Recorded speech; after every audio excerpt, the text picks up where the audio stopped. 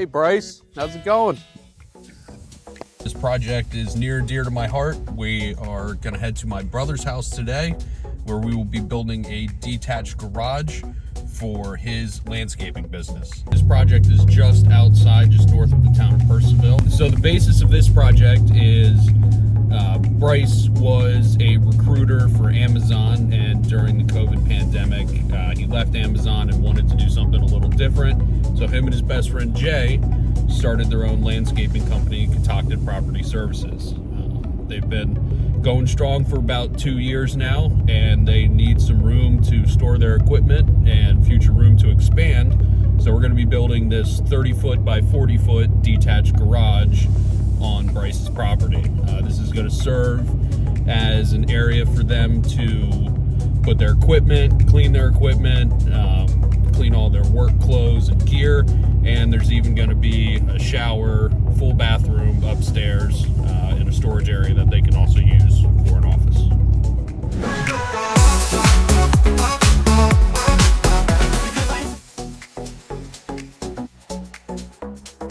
So I started Detached Property Services with my best friend Jay.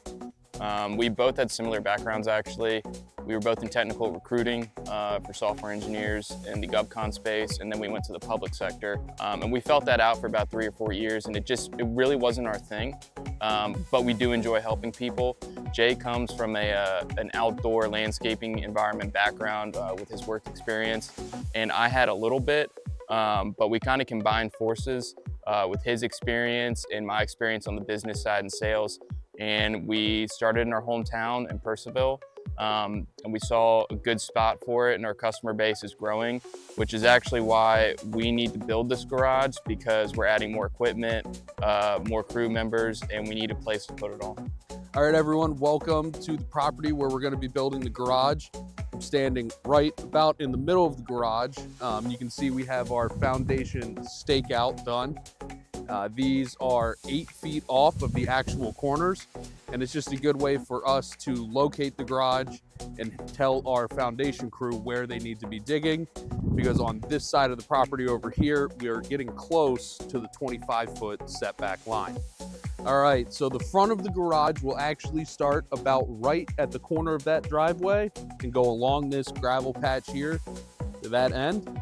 And the front of the garage is going to feature 2 12 by 12 foot garage doors with side mount motors and high lift tracks. It's going to give Bryce and Jay and his crew at Detached Property Services a lot of space to put their equipment, clean it, pull the trucks in, and do everything they need. So part of the reasons that we're doing the 12-foot garage doors is they do plowing in the winter, which means they have a big plow truck that has a salter on the back of it, and that salter stands about 9.5 to 10 feet tall. And to be able to work on the salter, they need a lot more headspace than your typical garage.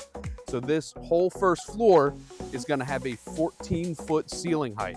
So because of that 14-foot ceiling height, the exterior walls have to be an engineered 2x6 for framing instead of a 2x4 or regular 2x6. That engineered 2x6 is going to be able to hold up to a lot more wind load and anything else that's going to be putting pressure on the sides of the building. So also in the front of the garage, we're going to have a linear floor drain. There's going to be a hose bib inside so that they can wash their machinery and equipment inside the garage when it's too cold to be doing it outside. That floor drain is going to be routed into a sump pump and then pumped away from the building. I chose to go with Bolt Builders primarily because my brother works there.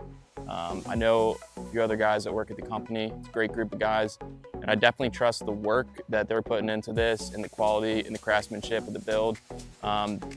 There's obviously other companies to pick from, but they've designated themselves among those to be the ones that you can trust and put a quality product up. So as we move further back into the garage, we'll walk this way, and there will be a staircase that'll take you upstairs to the full storage room and office, which will feature a full bathroom with a shower, toilet, vanity, and everything that they'll need for their business garage. So the upstairs room, the storage room and office, is going to have a pretty cool construction. It's room trusses. So the truss system for the roof actually has a boxed out area in the middle that allows them to have a full 16-foot wide room with 8-foot ceilings in it. One of the very interesting parts of this project is it's at Bryce's home. So we have to kind of match the garage to the home style while also keeping the finishes